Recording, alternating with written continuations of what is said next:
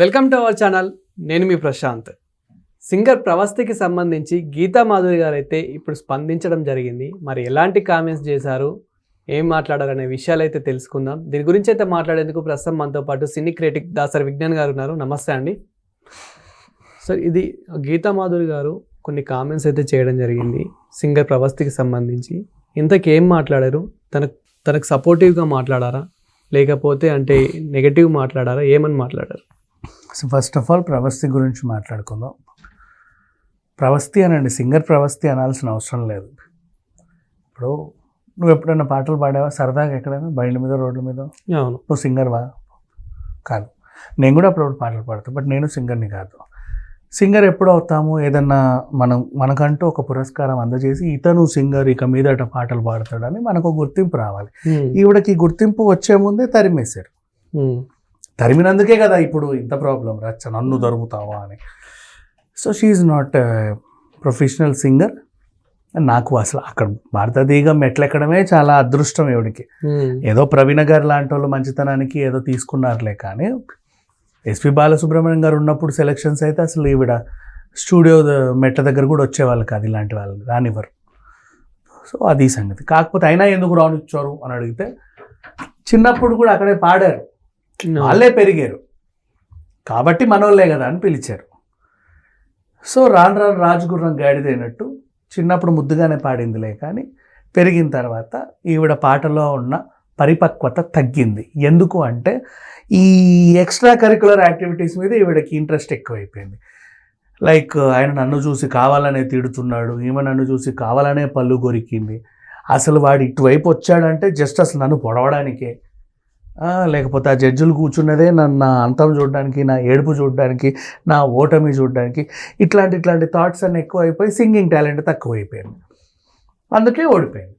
అదే ఈ చండాలం అంతా మైండ్లో నుంచి తీసేసి ఆ ప్రావీణ్యం ఏదో పాట మీద పెడితే కనీసం టాప్ 5లోనో 3లోనో 2లోనో 1లోనో ఉండేది.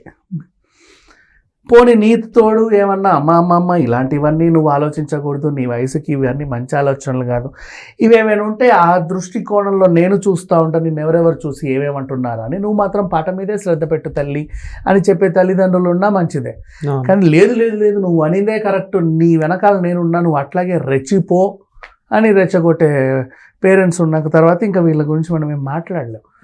సో బికాజ్ ఎందుకు ఇమ్మెచ్యూరిటీ అంటున్నావు, నీకు తెలుసు పడ్డ వేదన ఏంటో అని కూడా నువ్వు నన్ను అడగవచ్చు. నేను చెప్తా. బికాజ్ ఫస్ట్ ప్రవస్తి ఒక ఎలిగేషన్ పాస్ చేసింది. జరిగింది ఏంటి అనేది ప్రవీణ గారు క్లారిటీ ఇచ్చారు, సునీత గారు క్లారిటీ ఇచ్చారు. ఆ తర్వాత కూడా నువ్వు క్లారిటీ ఇచ్చావు చూడు, ఓకే ఇచ్చుకో, తప్పు లేదు. ఎందుకంటే మళ్ళీ నువ్వు బ్యాడ్ అవ్వకూడదు కదా, నీ వెర్షన్ నువ్వు చెప్పుకునే హక్కు నీకుంది.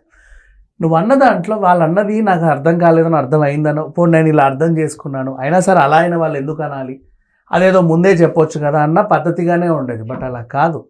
సునీత గారు నువ్వు నన్ను ఇక్కడ కూర్చోబెట్టుకున్నా అని అన్నావు కదా, నిన్ను కూర్చోబెట్టుకోమని నేను అడిగానా అన్నావు. నువ్వు అడిగేదేంటమ్మా, పిల్ల ఏదో పిల్ల ముద్దొచ్చింది కదా దాదా అని కూర్చోబెట్టుకుంటాం, దాన్ని నిన్ను అడగాల? మరి అక్కడే నీ మెచ్యూరిటీ లెవెల్స్ పోయాయిగా, ఇంకేం మాట్లాడతావు నీ గురించి? అండ్ ఇంకొకటి నీకు తెలియని థింగ్స్ ఏంటంటే, పాట సెలెక్షన్స్ గురించి నీకు అవగాహన లేదు. ఎందుకు? ఒక్కొక్క ఛానల్కి ఒక్కొక్క కాపీ రైట్స్ ఉంటాయి. ఈటీవీకి సంబంధించి జీ నెట్వర్క్ వేరు, స్టార్ నెట్వర్క్ వేరు, సన్ నెట్వర్క్ వేరు. ఇక్కడ నువ్వు పాడితే ఊబితబీబ్ అయిపోయారు గెస్ట్లు, అక్కడ పాడమంటే చీపు అంటున్నారు అంటే ఆ ఛానల్కి నీ పాట సెట్ అవ్వదు. నెక్స్ట్ ప్రతి ప్రోగ్రామ్కి అనేది ఒక ప్రోగ్రామ్ డైరెక్టర్ అనేవాడు ఉంటాడు, వాడిని పెట్టుకునేది ఎందుకు? ఆ ప్రోగ్రామ్ రసవత్తరంగా జనాల్లోకి వెళ్ళడానికి. ఆ ప్రోగ్రామ్ డైరెక్టర్ అవసరమైతే నీ పాట కట్ చేసినా కట్ చేయొచ్చు, ఆయనకు ఆ హక్కు కూడా ఉంటుంది. మీకు అవి తెలియదు. అవి తెలియక ఇలాంటి షోస్కి వచ్చారు. కావాలంటే చూడు, చాలాసార్లు జబర్దస్త్ నువ్వు బాగా గమనించు, స్కిట్ అంతా అయిపోతుంది, మనం చూసే వాళ్ళకి స్కిట్ చూస్తాము, లాస్ట్కి స్టేజ్ మీదకో 4 కొత్త వాళ్ళు వస్తారు, అందరూ బాగా చేశారు అంటారు గెస్ట్. అదేంటి వీళ్ళు కనబడలేదే స్కిట్లో అంటే వాళ్ళు ఎడిటింగ్లో కట్ అయిపోయారు. ఆ టీం లీడర్ ఫీల్ అవ్వడు, నువ్వు వీళ్ళని తీసినందుకే నా స్కిట్ ఓడిపోయిందని ఆ టీం లీడర్ ఫీల్ అవ్వడు. ఎందుకు? తుది నిర్ణయం ఎపిసోడ్ డైరెక్టర్ది. అర్థమైందా? ఇక్కడ కూడా అంతే. ఈ పిల్ల పాట కానీ నీకు ఆ పాట పాడి, ఈ పాట నువ్వు పాడావు, అదే పాట వాడు పాడితే ఇంకా బాగుంటుందేమో, షోకి రసవత్తరంగా ఉండొచ్చు. అంటే అదే విధంగా ప్రభాస్ గారు ఏమంటున్నారు అని అంటే డ్రెస్సింగ్ విషయంలో కూడా నన్ను ఎక్స్పోజింగ్ చేయమని, అంటే ఈ విషయం అయితే నేను చెప్తున్నా, ఈనాడు యాజమాన్యాన్ని కానీ జ్ఞాపిక యాజమాన్యాన్ని కానీ బట్టల విషయంలో మాట్లాడావంటే నిజంగా చెప్తున్నా, అసలు నిన్ను చెప్పుతో కొట్టినా సిగ్గు లేదు, తప్పు లేదు. బికాజ్ ప్రవీణ గారు నువ్వు అన్నావు, ఏమన్నావు, కాస్ట్యూమర్ నన్ను ఇట్టా చూశాడు, బాడీ షేమింగ్ అన్నాడు, బొడ్డు కిందికి చీరన్నాడు.